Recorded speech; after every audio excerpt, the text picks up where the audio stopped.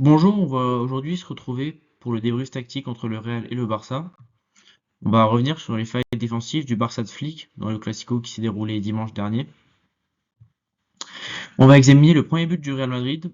Première chose que j'ai envie de noter, c'est on peut voir Bellingham entouré en vert, exempt de tout marquage.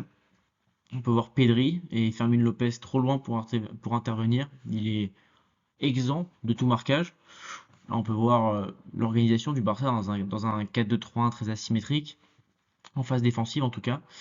J'ai envie de relever plusieurs erreurs. Premièrement, alors on sait très bien que depuis l'arrivée de Flick, le Barça joue le piège du hors-jeu, ça fait du coup maintenant un an et demi qu'ils le font.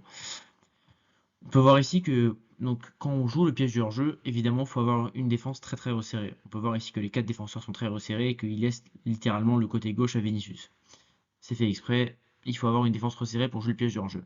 Sauf qu'ici, ils ne font pas ce pas vers l'avant pour mettre Kylian Mbappé. Et on peut voir dans le dos de Koubarsi, ils ne font pas ce pas vers l'avant pour le mettre en jeu.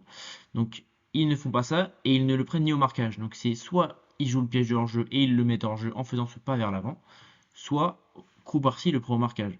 Ni l'un ni l'autre est fait. Kylian Mbappé peut partir dans le dos de Koubarsi. La passe dans l'intervalle de Bellingham est parfaite. Kylian Mbappé face à Chesney, ça pardonne pas. Ça fait 1-0 pour le Real Madrid.